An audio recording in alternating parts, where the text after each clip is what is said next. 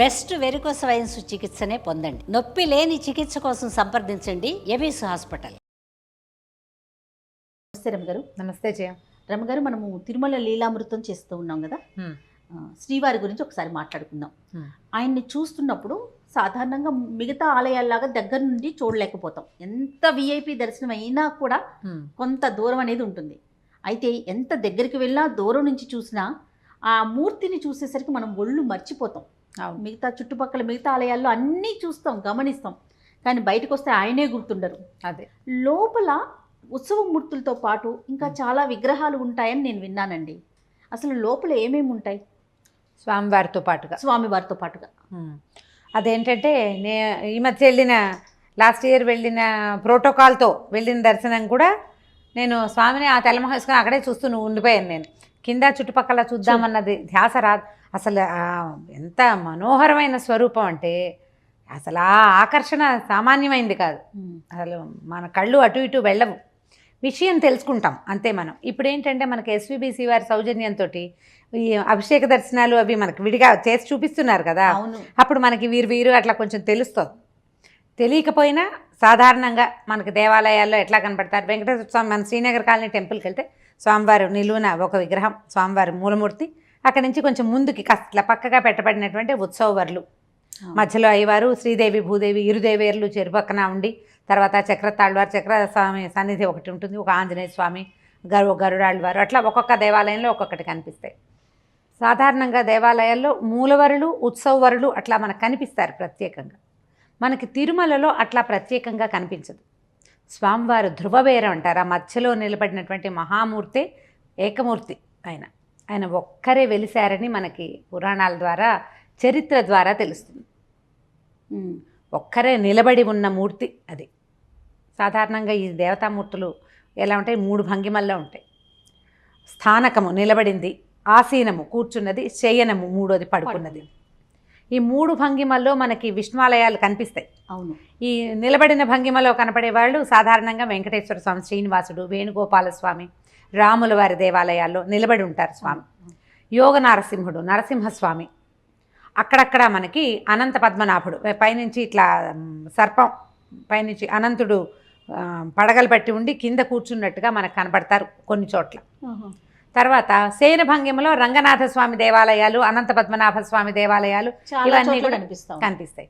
అయితే ఇక్కడ మనకి నిలబడి ఉన్న మూర్తి, ఈ మూర్తి గురించి చాలా ప్రత్యేకమైన విషయాలని మళ్ళీ ఇంకొకసారి చెప్పుకుందాం.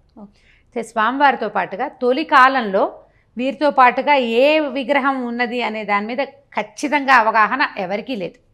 తొలి కాలం నుంచి స్వామివారు ఏకమూర్తి ఒక్కరే ఉన్నారు. తర్వాత నుంచి ఇప్పుడు ఇంత పెద్ద విగ్రహం స్వామి ఉంటే ఆయనకి అభిషేకం చేయటం కానీ, తర్వాత ఏమో అర్చనాధికాలు చేయటం కానీ, ఉత్సవాలకి ఊరేగింపులకి వాటికి బయటికి తీసుకెళ్ళటం కానీ మహామూర్తిని కదపలేరు కదా. వారికి బదులుగా శక్తిపాతం చేసి వారి నుంచి అదే శక్తిని చిన్న బింబంలోకి తీసుకుని ఆ బింబంతో మనం ఇక్కడ స్నాపనం చేయటము, అంటే స్నానం చేయించడం, అభిషేకాలు చేయటము, అర్చనాధికాలు, తర్వాత ఏమో ఏదైనా కళ్యాణోత్సవాలు జరిపినప్పుడు, ఆ తర్వాత ఊరేగింపులు, రథయాత్రలు కానీ, లేకపోతే పల్లకి ఊరేగింపులు కానీ, వీటన్నిటికీ ఆ ద్వితీయ బింబం రెండో బింబంలో చేస్తారు. సాధారణంగా మనం ఇది కనపడుతూనే ఉంటుంది. మనం ఉత్సవవర్లకు చేయటం తెలుసు కదా. అవును. అయితే ఈ ఉత్సవవర్లు దీనికి స్వామివారు ఈ వైఖానసము, తర్వాత పాంచరాత్ర ఆగమము, ఈ 2 ఆగమాల్లోనూ మనకి దేవతా పూజన విధానాలు, విష్ణు పూజా విధానాలు స్పష్టంగా చెప్పబడ్డాయి. ఆ ఆగమోక్తంగానే ఈ 2 ఆగమాల ప్రకారమే ప్రపంచవ్యాప్తంగా ఉన్న అన్ని విష్ణువాలయాల్లోనూ పూజలు జరుగుతాయి. బట్ ఆగమం అది. ఆగమాల కంటే ముందే స్వామి ఉన్నారు. స్వామి వెలిసిన తర్వాతే ఆగమాలు పుట్టాయి. విఖనస మహాముని స్వామిని దర్శించిన తర్వాతే ఇది రాశారని ఒక ఇది కూడా ఉన్నది.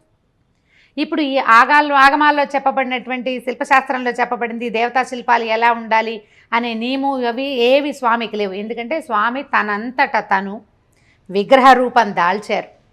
ఇది ఎవరైనా చెక్కింది కానీ ఎవరైనా చేసింది కానీ కాదట. మానవ మాత్రులు నిర్మించలేని మహాద్భుత సౌందర్య నిర్మాణం ఆయన. అయితే ఈ స్వరూపానికి విష్ణుమూర్తి ఎలా ఉంటాడు అనే స్వరూపానికి నకళ్ళుగా చాలా చేసుకున్నాం మనం. అలాంటిది చేయించారు క్రమంగా. ఇక విగ్రహాలు చేయడానికి కూడా కర్రతోటి, చెక్కతోటి దారువు శిల్పాలు, మృత్తికా శిల్పాలు అంటే మన మట్టితో చేసుకునేవి, తర్వాత ఏమో శిల్పాలు శిలలతోటి చేసేవి, లోహాలతో చేసేవి, ఇట్లా రకరకాల ప్రతిమలు వచ్చేసినాయి. అయితే ఇప్పుడు మనకి ఇక్కడ ఎట్లా కనపడుతుందంటే తిరుమలలో పంచబేర పూజా విధానం అంటారు. ఈ వైఖానస ఆగమంలో పంచబేరములు అంటే బేరము అంటే స్వామి వరులు అంటే విగ్రహం అన్నమాట. మొదటిది మూలమూర్తి మహాస్వామి వారు, ఆయన ఏమనాలి మన ధ్రువబేరం అంటారు. ఆయన అంటే ధ్రువుడు కదలడు, అక్కడే ఉంటాడు, స్థిరంగా ఉంటారు. ధ్రువమూర్తి లేదా ధ్రువబేరం అంటారు. ధ్రువబేరం తర్వాత కౌతుక బేరం రెండో విగ్రహం అన్నమాట. స్వామివారి నుంచి కౌతుక బేరానికి ఆయన శక్తిని కౌతుక బేరంలోకి తీసుకెళ్తారు. ఆ కౌతుక బేరం అని మనం చెప్పుకునే ఆయన ఎవరంటే ఇప్పుడు మనం చూసేటువంటి భోగ శ్రీనివాసమూర్తి. భోగ శ్రీనివాసమూర్తి ఈయనని 9వ శతాబ్దంలో పల్లవరాణి సమవై ఇలా చిత్రంగా అనిపిస్తుంది, తమిళ పేరు కాబోలు సమవాయి అనే ఆవిడ స్వామివారికి సమర్పించారు భోగ శ్రీనివాసమూర్తిని. వెండితో చేయబడినటువంటి విగ్రహం అది పూర్తిగా స్వామివారికి నకలు. స్వామివారు ఎలా ఉన్నారో, మూలమూర్తి ఎలా ఉన్నారో అలాంటి విగ్రహమే ఉంది. అయితే స్వామివారికి తొలుత శంఖచక్రాలు లేవని చెప్పుకుంటాం మనం, తెలుసు, మనం కూడా ఒక మాట చెప్పాం. ఆ శంఖచక్రాలు శిల్పంలోనే చేయబడి ఉన్నాయన్నమాట. ఈ రజత శిల్పం, వెండి శిల్పంలోనే చేయబడి ఉన్నాయి. శంఖచక్రాలు పట్టుకున్నటువంటి స్వామివారి విగ్రహమే చిన్న స్వరూపం. ఈ వెండి విగ్రహాన్ని కౌతుక బేరము అంటారు. భోగ శ్రీనివాసమూర్తి ఆయనకి ఏం చేస్తారంటే స్వామివారి నుంచి ఆయనకి ఒక వెండి బంగారు తీగలతోటి శక్తిపాతం చేశారట. అది విగ్రహాలు ప్రతిష్ఠ చేసేటప్పుడు అట్లాంటి ఒక విధానం అని ఆగమోక్తంగా చేస్తారు. ఆగమాల్లో చెప్పబడింది. అది ఒక సన్నని సిల్క్ దారం పట్టుది, తర్వాత బంగారు తీగ, వెండి తీగ కూడా ఉంటుంది కాబోలు. ఆ తీగలతోటి స్వామివారి నుంచి వీరికి మనవాళ్ళ పెరుమాళ్ళకి ఇది చేస్తారన్నమాట, అనుసంధానం చేసి ఉంచుతారు. ఇప్పుడు అభిషేకాలు అవి శుక్రవారం ఒక్క అభిషేకమే పెద్ద స్వామివారికి చేస్తాం, ధ్రువమూర్తికి చేస్తాం కదా. ఈ రోజువారీ అభిషేకం, స్నపనోత్సవాలు, మామూలు అభిషేకము అన్నీ ఈయనకే చేస్తారు, భోగ శ్రీనివాసమూర్తికే. పవళింపు సేవ ఆ పక్కనే ఊయల మండపం అది ఉన్నది కదా, అక్కడి నుంచి శయన మందిరంలో ఈయననే భోగ శ్రీనివాసమూర్తినే శయనింపజేస్తారు. కౌతుక బేరాన్ని శయనం చేయిస్తారు. ఒక్క ధనుర్మాసంలో మాత్రము శ్రీకృష్ణ పెరుమాళ్ళకి చేయిస్తారు. కృష్ణ పెరుమాళ్ళు ఉన్నాడు, కృష్ణుడు ఉన్నాడు మనకి లోపలే. ఆయనకి సంవత్సరంలో ఒక్క నెల మాత్రం ఈ ధనుర్మాసంలో మాత్రం ఆయనని శయనం చేయిస్తారు. మిగిలిన 11 నెలలు స్వామివారికి బదులుగా ఈ కౌతుక బేరంలో ఆయన యొక్క శక్తిపాతం చేయబడి ఆయనే మన్ని ఉయ్యాలలో పడుకుని అనుగ్రహిస్తాడు. బాగుంది కదా, అద్భుతం కదా రమ్మగారు. తర్వాత అది రెండోది, ఆయన ముందు ఉంటారండి స్వామివారి పక్కన కింద పాదాల దగ్గర వెండి విగ్రహం. వెండి విగ్రహం మనకు కనపడదు, మనం చూడలేం. అదే తర్వాతది ఉత్సవ బేరం, స్నపర బేరము, బలిబేరము అన్నమాట. ధ్రువ, కౌతుక, ఉత్సవ, స్నపన, బలిబేరాలు. ఈ మూడోది ఉత్సవ బేరం. ఈ ఉత్సవ బేరం ఏంటంటే వీధుల తిరువీధుల మెరసే దేవదేవుడు మలయప్ప పెరుమాళ్, మలయప్ప స్వామి మనం చూస్తుంటాం మలయప్ప స్వామి మనకు తెలుసు కదా. మలయప్ప స్వామి ఊరేగుతున్నారు ఇరుదేవేరులతో వింటూ ఉంటాం. అయితే ఈ మలయప్ప స్వామి ఉత్సవ పెరుమాళ్ళుగా అయ్యాడు. కానీ ఈయనకంటే ముందు ఇప్పుడు స్నపన బేరంగా చెప్పుకోబడేటువంటి ఉగ్ర శ్రీనివాసమూర్తి వెంకటత్తురైవార్ ఆయన పేరు, ఆయన ఉండేవాడట. ఆ విగ్రహం ఎప్పుడు ఆ స్వామి మనకి దేవాలయంలోకి ప్రవేశించాడో తెలియదు. భోగ శ్రీనివాసుడు మనకి 9వ శతాబ్దంలో సమవాయి తెచ్చిచ్చారని తెలుసు. ఈ వెంకటత్తురైవారుగా చెప్పబడే ఉగ్ర శ్రీనివాసమూర్తి ఎప్పుడు వచ్చారో తెలియదు. మొదటి కాలంలో ఆయనే ఉత్సవవరులుగా ఉండేవారు, స్వామివారికి బదులుగా ఆయన ఊరేగేవారట. అయితే వారిని ఊరేగించే సమయంలో నేను రెండు కలిపే చెప్తున్నా, ఇది కనెక్షన్ అట్లా ఉంది. ఈ స్వామి ఉగ్ర శ్రీనివాసమూర్తిని ఊరేగించేటప్పుడు ఒకసారి పెద్దగా మంటలు వచ్చినాయట గ్రామంలో, అతి పైన తిరుమలలో. వచ్చేసరికల్లా ఈ అర్చకులలో ఒకరికి మీదకి వచ్చారు స్వామి, ఒకరికి ఉగ్రం వచ్చి ఆయన ఏం చెప్పారంటే, ఇక నన్ను ఊరేగించద్దు, కాలం మారింది కాబట్టి నన్ను ఊరేగింపుకి తీసుకురావద్దని చెప్పారు. అప్పుడు వారికి వచ్చిన దాంట్లోనే కొండ కోనల్లో ఒక చోట విగ్రహం ఉంది, తెచ్చుకోమని ఆజ్ఞించారు. అప్పుడు ఈ ఉత్సవం పూర్తయిపోయాక ఉగ్ర శ్రీనివాసమూర్తి అంటారు ఆయన్ని. ఆయన ఉగ్ర శ్రీనివాసుడు అని చెప్పడానికి కారణం ఏంటంటే ఆయన శంఖచక్రాలు పట్టుకున్న మూర్తి. స్వామివారిలాగానే కనపడతారు కానీ శంఖచక్రాలు స్వయంగా ఉన్నాయి విగ్రహంలోనే. ఆ చక్రము ప్రయోగ చక్ర భంగిమలో ఉందట. అది కొంచెం ఇట్లా వంగి వేయటానికి సిద్ధం, ఇలా పట్టుకున్నట్టు లేదు, అది ఇట్లా వాలుగా వంగి కట్ చేయడానికి వీలుగా, అంటే పరిగెత్తడానికి వీలుగా ఉన్న భంగిమలో ఉంది. ఆ ఉండటం వల్లే ఇలాంటిదైన సూర్యకిరణాలు ఆ విగ్రహం మీద పడకూడదని, సూర్యకిరణాలు కనుక స్వామికి ఆయనకి తగిలితే మంటలు వస్తాయని చెప్పారట. ఆ వారికి బదులుగా ఆయన ఇచ్చిన ఆజ్ఞ ప్రకారము కోనలలో ఆ లోయల్లో వెతికితే వీళ్ళకు ఒక విగ్రహం దొరికింది అర్చకులకి. ఇది అర్చకుల్లో చెప్పుకునే మాట. ఇది చరిత్రలో ఉందో లేదో తెలీదు, కానీ టీటీడీ వారు ప్రింట్ చేసిన పుస్తకాలు నేను చదివాను 3-4 చోట్ల.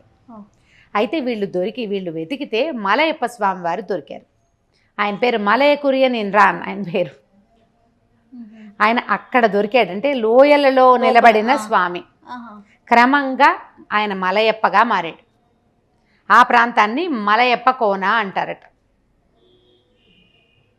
అక్కడి నుంచి తీసుకొచ్చారు. ఇరుదేవేరులతోటి లభించారు ఆయన. ఒక పీఠం మీద ఆయన నిలబడి ఉన్నట్టు, పక్కన 2 పీఠాల మీద 2 అమ్మవార్లు చక్కగా పక్కన నిలబడి చేతి ఇలాగా గజకర్ణ భంగిమలో ఉన్న వేళ్ళు పువ్వు ఇలా పట్టుకున్నట్టు కాకుండా ఇలా ఉన్నట్టు వేళ్ళు చాపినట్టుగా కనిపిస్తుంది అన్నమాట. చక్కటి విగ్రహాలు లభించినాయి. అప్పుడు వారిని తీసుకొచ్చి, అయితే ఏంటంటే మూలవర్లు స్వామి ఏకమూర్తి కదా, ఈయన దేవేరులతోటి ఉన్నారు. అక్కడి నుంచి ఈయనని ఉత్సవమూర్తిగా చేశారు. ఊరేగించేటప్పుడు ఉత్సవం అంటే దేవేరులతో సహా ఇరుదేవేరులతో ఊరేగిస్తారు. అవునవును. ముగ్గురు స్వామివారు ఇరుతాయారులతోటి శ్రీదేవి భూదేవులతోటి ఊరేగుతారు స్వామి. ఉత్సవ బేరం ఈయన. అయితే కూడా లోపలే ఉంటారు. ఈయన ఉంటారు. మరి ఆ ఉగ్ర రూపం దాల్చిన ఆయన ఉంటాడు లోపలే. ఈయనకి కేవలం 3 ఉత్సవాల్లోనే పాల్పంచుకుంటారు ఉగ్ర శ్రీనివాసమూర్తి. వెంకటత్తురైవార్ ఆయన పేరు చూడ ఎంత బాగుందో, అనడానికి బాగుంది. అయితే ఈయన 3 ఉత్సవాల్లో పాల్పంచుకుంటారు. అది ఎప్పుడు చేస్తారు? ఉత్థాన ఏకాదశికి. ఏకాదశిలో ఉత్థాన ఏకాదశి స్వామివారు లేచేది. తర్వాత ముక్కోటి ఏకాదశి, ద్వాదశి ఆరాధన అని చేస్తారు. ఈ 3 ఉత్సవాల్లో మాత్రమే ఈయన పాల్పంచుకుంటారు. ఇప్పుడు 4 బేరాలు అయిపోయినాయి. 5వది ఏమిటి? మనం బలిబేరం అని చెప్తాం. ఈయన్ని కొలువు శ్రీనివాసుడు అంటారు. ఈ స్వామి కూడా ఎప్పుడు దేవాలయంలోకి వచ్చారో తెలియదు, బాగా అవగాహన లేదు. మనకు బాగా తెలిసింది ఎప్పుడు ఏమేమి తెలుసు? కౌతుక బేరం అని చెప్పబడేటువంటి ఆయన భోగ శ్రీనివాసమూర్తి సంగతి తెలుసు మనకి. మలయప్ప స్వామి వారు కూడా ఇలా బయట నుంచి తీసుకొచ్చారు ఆయన్ని అనేది కూడా మనకు తెలుసు. ఇంచుమించు 13-14 శతాబ్దాల నుంచి ఉన్నారు ఆయన. ఈయన సంగతి మనకు తెలియదు. అయితే ఈ కొలువు శ్రీనివాసుడు కూడా ఇంచుమించుగా స్వామివారి లాగానే అలాంటిదే భంగ్యంలో ఉన్న విగ్రహమే. ఈయన దర్బారు ఉత్సవం జరిపిస్తారు రోజు. ఈయన మామూలు ఉత్సవాల్లో పాల్గొనరు. ప్రతిరోజు పంచాంగ శ్రవణం చేయటం. ఇప్పుడు మన తోమాల సేవ అవుతుంది, అన్ని పుష్పాల అలంకరణ చేస్తారు. తోమాల సేవ అందరికీ పరిచయమే. మనం ఎస్విబిసి చూస్తే అభిషేకం తర్వాత ఆ పెద్ద పెద్ద దండలు పట్టుకురావటం, ఎవరి దండలు వాళ్ళకి అలంకరించడం మహాద్భుతంగా ఉంటుంది. మనం విడిగా వెళ్తే చూడగలమో లేమో కానీ అది ఆన్ చేసుకుని కూర్చుంటే ప్రతి సేవని చూడగలుగుతున్నాం. అదే ఎస్విబిసి వారు చేసిన ఈ మేలు మాత్రం ప్రపంచానికి అది మామూలుది కాదు. ఈ తోమాల సేవ అయిన తర్వాత స్వామివారిని తీసుకొస్తారు. ఈయనకు ఒక చక్క సింహాసనము బంగారు గొడుగుతోటి కొలువు చేయిస్తారు. స్వామి కూర్చుని దర్బారు ఉత్సవం జరుపుతారు. రోజు పంచాంగ శ్రవణము, ఆ తర్వాత మన ఇది ఉంటుంది హుండి సీళ్లు తీసి ఇంత వచ్చింది అని లెక్క పెడతారట. స్వామికే తెలియజేస్తారు. ఆయన అంతా వింటారు, రాబడిని తెలుసుకుంటారు ప్రతిరోజు. అయితే ఈయనని బలిబేరము అంటారు. కానీ బలి ఉత్సవాలు, బలి సమర్పణ అప్పుడు ఈయన ఎప్పుడు ఉన్నట్టుగా ఇప్పుడు కనపడదంటే కాలక్రమంలో కొన్ని పద్ధతులు ఏవో ఎప్పుడో ఏదో ఒక సందర్భంలోనో సందర్భవశాత్తో లేకపోతే ఏదైనా ఆగమోక్తంగానేనో ఎలాగో చిన్న చిన్న మార్పులు జరిగి ఉంటాయి. ఆ జరిగిన మార్పుల ప్రకారము కొంచెం కాస్త చిన్న తేడాలున్నాయి. బలిబేరంగా చెప్పబడేటువంటి కొలువు శ్రీనివాసమూర్తిని పెద్దగా బలి సమర్పణప్పుడు ఆయన అయితే రావట్లేదు. కానీ ఈ దర్బారం ఉత్సవం మాత్రం పొద్దున పూట తోమాల సేవ అయ్యాక మనం దర్శనానికి వెళ్ళామనుకో స్వామిని బయటికి తీసుకొస్తారు. అటు నుంచి వచ్చి పక్కన ఒక మండపం ఉంటుంది, ఆ మండపంలో కొలువు చేయిస్తారు. అక్కడే ఈ దర్బార్ ఉత్సవం జరుగుతుంది ప్రతిరోజు. నిత్యం మరి ప్రతిరోజు వచ్చే డబ్బులు కదా నిత్యోత్సవం స్వామివారిది. అది ప్రతిరోజు వింటారు. పంచాంగ శ్రవణం కూడా చేయిస్తారు. ఇలా ఇన్ని పంచబేరాలతోటి అవుతుంది. కానీ సాధారణ దేవాలయాలు ఎట్లా, మనం దేవాలయం కట్టేటప్పుడే ప్లాన్డ్గా కడతారు. ఇక్కడ ఈ పద్ధతి ప్రకారం అని ఇలాంటి మూర్తి, ఇలాంటి స్వామి, ఇలా తాయార్ల సన్నిధి ఇది, ఆళ్వార్ల సన్నిధి ఇది, అవన్నీ నిశ్చయించుకుని దేవాలయం కట్టబడుతుంది. కానీ మనకి తిరుమల స్వామివారు ఆయన స్వయంభూమూర్తి, స్వయం ప్రకటితమైన అర్చావతారం. తర్వాత కాలంలోనే ఇవి ఒకటి ఒకటి యాడ్ చేయబడి ఓ. వైఖాన సాగమోక్తంగా దేవాలయం నడుస్తుంది. వైఖాన సాగమంలో ఎలా చెప్పబడిందో అవే రకమైన ఉత్సవాలన్నీ అదే జరుగుతాయి. కానీ తొలి కాలంలో ఇవన్నీ ఏర్పరిచినది కాదు.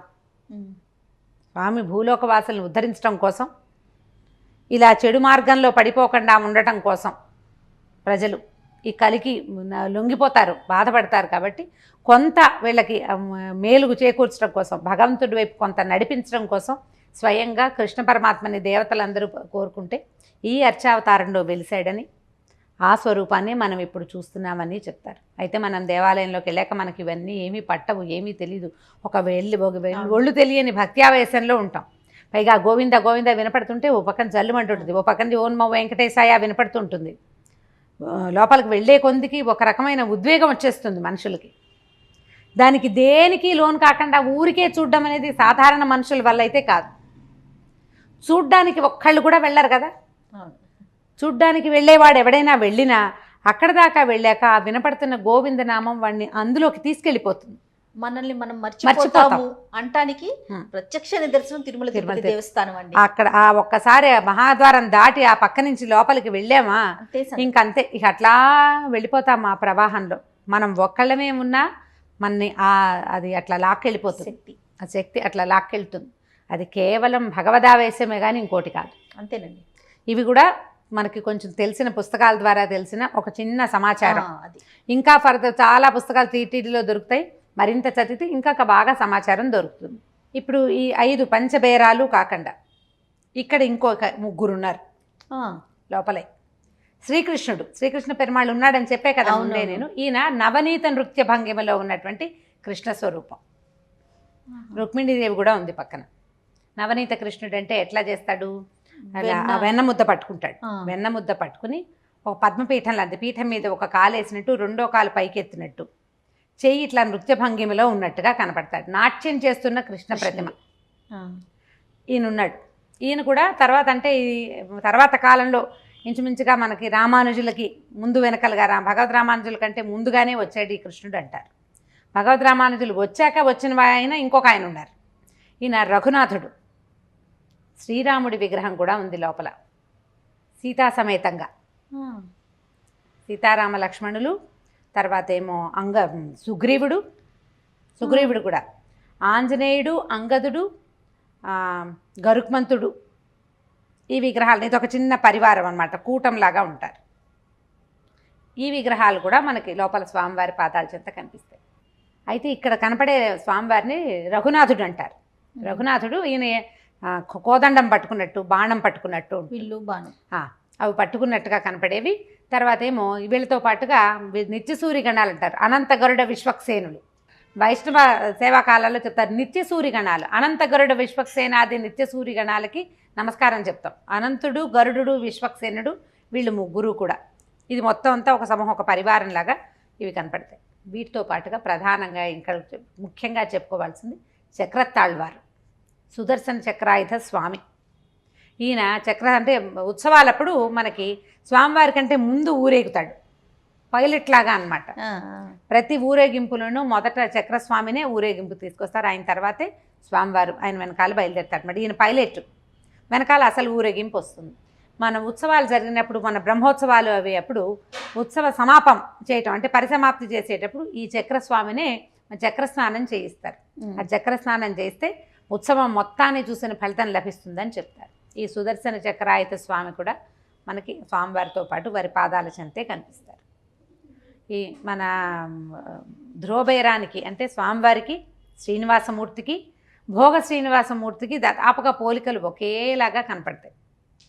భోగ శ్రీనివాసమూర్తి ఒక పీఠం మీద కూర్చొని నుంచున్నట్టుగా కనిపిస్తారు. దాని మీదట ఒక షట్కోణ యంత్రం ఉందట. ఒక ట్రయాంగిల్, ఇంకో ట్రయాంగిల్, మామూలు నక్షత్రం ముగ్గేస్తాం, ఒక ట్రయాంగిల్, ఇంకో ట్రయాంగిల్, అలా ఉంది పీఠం మీద. అయితే మనకి స్వామివారి పాదాల చెంత కూడా అలాగే ఉండుండొచ్చు. ఇప్పుడు ఒక పీఠం, పద్మపీఠం లాంటిది అరేంజ్ చేశారు. తొలి కాలంలో అది ఉండుంటుంది, అంటే అప్పుడు ఈ పీఠం ఉండుండదు. పూర్తి నకలు స్వామివారు ఎట్లా ఉన్నారో అట్లా చూసి ఈ విగ్రహాన్ని తయారు చేశారనమాట.